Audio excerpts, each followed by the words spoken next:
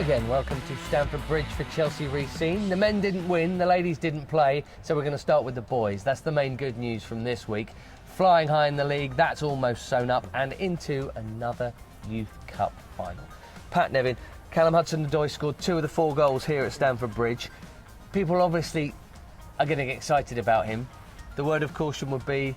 Well, we just don't know what's going to happen this year. He's good enough eventually to become a top player. I mean, we know that. He's a very, very good player. But one thing that's really important is, you know, if he stays in Chelsea and doesn't get games enough a lot of the time, what's going to happen is you're going to miss the chances to get good at that every single week. Because these are great goals, but if you're sitting on the bench, you can't score these goals. First, a beauty of a free kick. That was the first of 4 goals against Birmingham, and that run and shot there, the third, that's what that's got bums off seats, basically. Yeah, it does. And it would do. In between now and the end of the season, we want him to get more first team opportunities, and I think he'll do it perfectly well. So Callum got 2 goals. The others were scored by Charlie Brown and Tariq Uwakwe. We've both been having a good couple of weeks, actually. Charlie Brown 7 in 7 now, and Tariq Uwakwe scoring for 3 games in a row. So well done, boys, through to yet another Youth Cup final. They will play at either Arsenal or Blackpool. And of course they're going to win it again, aren't they? They're going to win it for the 5th time in a row. That's the plan. 2 other quick things from that game. Reece James, arguably the Academy Player of the Season this term. Well, Jody Morris had some words to say about him after the game. Have a look at this. I thought Reece James was an outstanding performer tonight. I thought he performed like a captain. It looked easy for him at times. He's a class footballer who defended properly first, but then he showed how classy he is on the ball, and we were saying to Frank off air, and we've actually said it to Reece himself, that if we put him up front, he'd do a job. He needs to make sure he stays on top of his fitness. That's the only thing I'd say, but other than that, the lad's got a chance. And the other moment from pitch side involved Mr. Frank Sinclair, who lost his train of thought when he was talking to Gigi. Generally, they've been at the club from the age of 8, 9, and gone through all the stages. As we're getting so wet here, gone through all the stages together, and basically that's thrown me massively. But to be absolutely truthful, it doesn't always take the most amount of things to throw Frank, but that clearly did. In league terms, they're going really well as well, just a point away from wrapping up the Southern title. They beat Southampton 4-0, Southampton being the only team who had beaten them all season in any competition. The pick of the goals was this, Pat, the second of the 4, Martel Taylor Crossdale. Yeah, there are some serious quality goals coming out, but that has always been the case with our youth team, hasn't it? There's a difference between skill and showboating, and I want to know if this is skill or showboating. Well, I'm going to think about it. I'm giving it skill. George McEachran, beautifully done. He's been making a lot of goals. Can we just set this straight though? That is not a nutmeg, because... It's 100% not a nutmeg. It's playing the ball through somebody's legs. A nutmeg is specifically thought of in football as collecting at the other end. So it's a different type of skill. It's not that it's not a skill on its own, and it's a clever little trick there. And we actually saw one last week as well. So the lads must be doing it in training a bit, and whatever one it is, it's horrible when it happens to you. Speaking of training, let's go to Cobham. First team first.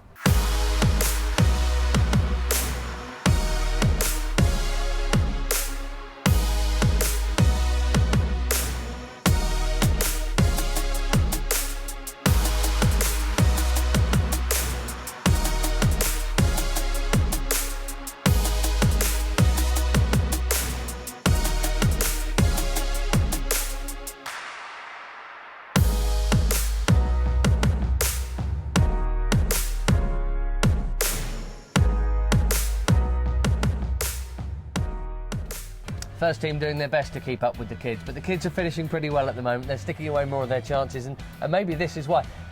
What a finish! These are but snapshots. I dare say there were some misses in there, Pat, but there's some good stuff here. I loved that reaction there. Oh yeah, I do this all the time. Yeah, and the cameras so are on me. Away. And here's Jody. His touch is great. He's doing the layoffs there, which is an easy thing. In retrospect, you think, well, wow, you've got a great touch, but you don't have to run when you're doing layoffs, which is pretty good. Jody's not lost his touch, but then again, you don't really want to be the goalkeeper in these finishes because they are leathering in. Now, speaking of goals, first team keep scoring the first one, Pat, but keep not winning matches. It's an annoying theme in 2018 in particular, isn't it? And on top of that, dominating matches as well. I mean, utter domination here against West Ham. And it was one of those ones where it was, as the game went on, you think, oh no, not again, because they're going to get a chance at some point, and they did. And it was a totally undeserved point that West Ham got, but you've got to be more with us. And I think that's something we've got to learn between now and the end of the season and be ready for next season. If you're a bit more ruthless with the way we've been playing, we'd be in the top 4. Yeah, there's no doubt about that. Here's Game of Flames. The Chelsea boys out on loan are knocking on the door of 100 goals during the course of this season, up into the 80s now thanks to 4 more scorers this week. 3 you've definitely heard of, 1 you probably haven't. Danilo Pantic scored a goal for Red Star Belgrade, he's the one you probably haven't.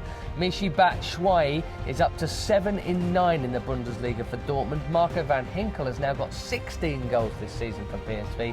And Pat, the other one, Tammy Abraham scored against West Brom. What do we do with him next season? Well, big thing he's scoring again, because he had a little bit of a drought there. He was left out of the team for a while, but it was a great goal, really powerful, and it looked like he's ready with that kind of goal and that type of performance.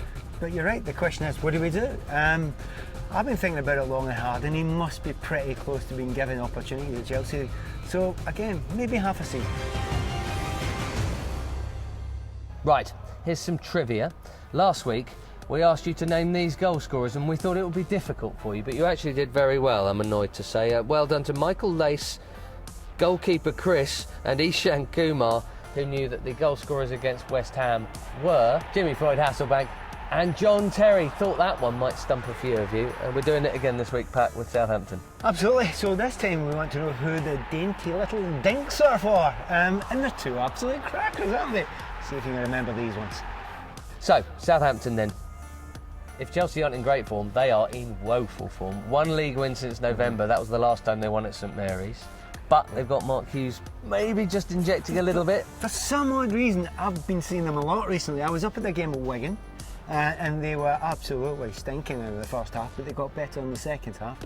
And then, you know, they were at West Ham, and I was at that game as well, and they were beyond awful at West Ham, and you're thinking they're going down. But Mark Hughes seems to have got something out of them. And against Arsenal, they lost 3-2, but there was a bit of fight, a bit of passion, and a bit of organisation. So this is going to be a tough one. It's not going to be as easy as I thought it was a couple of weeks ago. And if you look at the stats over the last month or two, they'll be fighting. And I've noticed recently that all the teams at the bottom might not be winning games, but they're battling and they're getting close because it means so much to them, as we found out with West Ham last week. So we have to be on our mettle for this one. Come on, Edmund. Come on, Chelsea. Too many draws during the course of 2018 so far, and that won't do against Southampton this weekend or next. We'll see you soon. Here is Eden Hazard! Oh, what a glorious goal! Good Johnson! It's gone in! Oh, it's a good ball in as well! It's 3-1 Chelsea! So to the edge of the Southampton penalty area towards Hasselbank! To the net. Good header from Marcus Alonso. Gary Cahill. Drogba into Good Johnson again. That'll do it for Chelsea. Milkic's continued his run. It's Mario Milkic, and he scored. Hazard's onside. He scored. Costa would love a shot. He's had one now. Oh, it's beautiful. Here's Alonso. Oh yes. What a stunning free kick!